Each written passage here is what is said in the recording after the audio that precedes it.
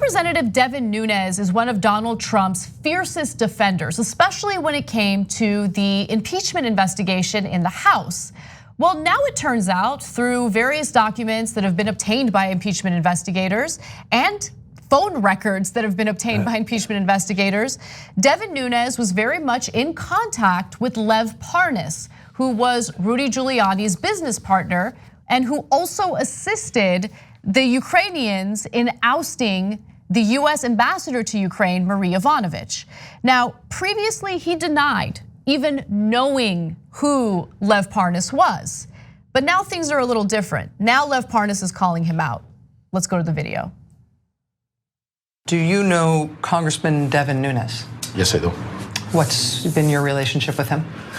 We don't have too much of a relationship. We met several times at the Trump Hotel, but our relationship started getting basically where it expanded was when I was introduced to his aide, Derek Harvey.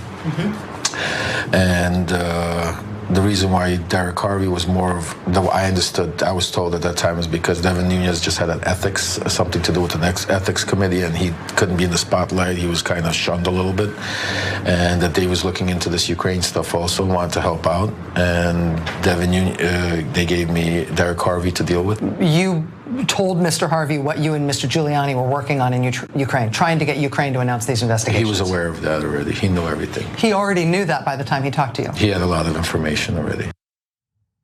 Wow.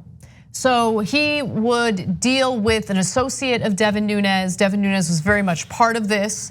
And again, as we cited, and we'll show you some evidence of this a little later in this segment, Devin Nunes denied ever talking to Lev Parnas, pretending as though he didn't know who Lev Parnas was. In fact, going so far as to mispronouncing Lev Parnas's name to try to show that he didn't know who he was, which was pathetic. But we have it's very clever if you're a dumb person. It seems convincing. Yes, and as we're gonna show, in his denials, I don't believe he ever outright says, no, it didn't happen. He always left room, which hypothetically is the mark of a reasonable person. You can't totally deny something if you're not sure. But in politics, it means you did it. You don't want to get caught, basically. You don't want to get caught lying, exactly. So you want to leave enough room to say something like, oh, you know what? I'm such a busy person. I went back and I looked at my records, and it turns out, yeah, totally. Like we traveled together. We went to the Bahamas. We dined at a buffet. No, he didn't say any of that, but he did say something along the lines of, oh yeah, I went back and looked at my records. But before we get to that, one other piece of this Lev Parnas interview with Rachel Maddow that I want to show you, because remember what I cited in the very beginning of this segment. Lev Parnas very much did know and very much did work with Devin Nunes.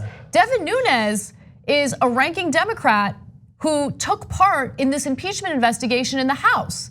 So what's up with that? Let's take a look.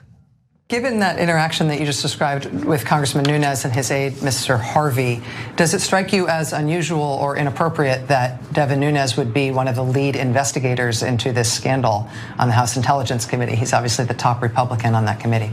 I was in shock when I was watching the hearings, and when I saw Devin Nunes sitting up there, and then there was a picture where Derek Harvey was in back over there sitting. I texted my attorney, I said, I can't believe this is happening. Because? Well, because they were involved in getting all this stuff on Biden. I mean, Derek Harvey had several interviews, Skype interviews that I set up with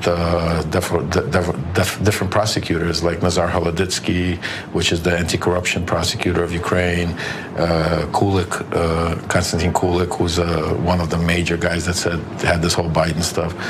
So it's hard to see them lie like that when you know it's like that. It's scary because he was sitting there and making all these statements and all that when he knew very well that he knew what was going on. He knew what's happening. He knows who I am. So to me, he's telling the truth. And I also want to just correct something that I said previously. I misspoke. Devin Nunes is clearly a Republican, not a Democrat. But yes. Yes, and thank you to everyone who tweeted at #2ITLive when they noticed that Parnas' lawyer indeed can blink. He did. Yeah. So let's give him credit for that. Very intimidating guy, though. Yes. So look, it's clear Lev Parnas is citing all the different ways in which he communicated with Devin Nunes. He makes it clear that Devin Nunes knew what was going on. He was taking part in this criminality carried out by the Trump administration. And so what does Devin Nunes have to say about all this? Well, very recently, right before Parnas actually did this interview, he goes on Fox News and he changes his story. We also talked back then about the fact that your phone number showed up with calls to him, to Lev Parnas, in a list of data numbers, and you said that you didn't recall speaking with him, or whether it was on your cell phone or your office phone. Have you figured out the answer to any of those questions? And if you recall, that was brand new when that had come out when I came on your show. That's because right. I just didn't know the name, this name Parnas. So what I always like to remind people is we are dealing with people every day. We're an oversight committee, so we have incoming calls that come to my office, to my cell phone, et cetera, and then you know now that he had called my cell phone, and I didn't know his name. I didn't remember the name, but I did remember going back, looking at where I was at the time, because you can do that now. You actually know where you physically are. Checked it with my records, and it was very clear. I remember that call, which was very odd, random, talking about random things, and I said, great, just talk to my staff, and boom, boom, boom. So That's convincing. He has changed his story, and he's saying, I'm a very busy guy. I'm a very busy guy. I didn't recognize this name, Lev Parnas, and now all of a sudden, Lev Parnas. Wink. Now I know that this interview is going to happen, and he's probably going to disclose how he personally knows me and is very close to the details of how I was involved. So let me go ahead and change my story and talk about how I checked my records and changed my mind about how I know him. If the Republican Party ever scrapes together a couple dozen intelligent, clever people, we're doomed. Okay, thankfully it's all chuckleheads and jokers, basically. Such terrible liars. So I don't mean to make light of this. I can't help but laugh at how incredibly stupid they are. Yeah. And what you just said is so right. I mean, they're so incompetent and so bad at covering up their own crimes. But look, the heart of the story is that these crimes are taking place within the White House with the help of a Republican in Congress whose sole job it is to represent his constituents and hold the executive branch accountable, right? Checks and balances, doesn't matter. These are people who refer to themselves as constitutionalists. These are people who talk about themselves as if they're the greatest patriots who have ever lived, and they're the ones who want to protect and love this country more than Democrats. But they're the ones who take advantage of their own constituents. They're the ones who look out for their best interests, for their financial interests, for their own political careers. I mean, you have Devin Nunes in bed with Donald Trump on national television, pretending like he doesn't know who Lev Parnas is. But in reality, we have irrefutable evidence indicating that he did. Why was he still part? This is what I don't understand. Why did Democrats allow him to remain in that committee as part of that impeachment investigation? Because these revelations came out while these public hearings were taking place in the House. I don't know that they could stop it. What do you mean? I'm not sure. What do you I don't think that they control the minority He's been implicated in representation this. Yeah. No, but John, nothing look, matters. No offense, no offense. We're not talking about the Senate, we're talking about the House. Okay? Democrats control the House. House Speaker Nancy Pelosi is a Democrat. When are they gonna flex their muscle? Yeah, it's just What's about the point how of an exactly impeachment? they can flex. I could be wrong. I'm not Michael Schor, but I don't know that they can actually bar someone from membership on a committee. He's implicated in this criminal situation. Yeah. That's crazy. Yeah, It's I like agree. it's like finding out that a prosecutor is actually part of the crime that he's prosecuting. It That's feels exactly a lot like that, what's yeah. happening right now. Yeah, exactly. It's well, insane. and William Barr, I think, is a similar sort of figure. He's someone who is involved in this. He has a personal incentive, let alone a loyalty to his God Emperor. He has a personal incentive to quash it because it could make him look bad, potentially land him in legal trouble. The thing that this makes me think of actually is I don't remember which election it was. I don't know how many years. I love that picture. So you remember Duke Cunningham, the bribery and corruption scandal, I believe he was a California Republican congressman. And there was a whole midterm election that was around the voters are striking back against corruption. There have been a few like that. But now We're not gonna have anything like that, because the problem is that all these Republicans, to an extent even greater than ever before, they don't care about any of this corruption because it's intended to protect the guy that they love more than their own lives. Like if Devin Nunes was breaking the rules to help protect Donald Trump, good, I love Donald Trump. If Donald Trump was trying to sell out our foreign policy to win an election, good, I want him to win that election.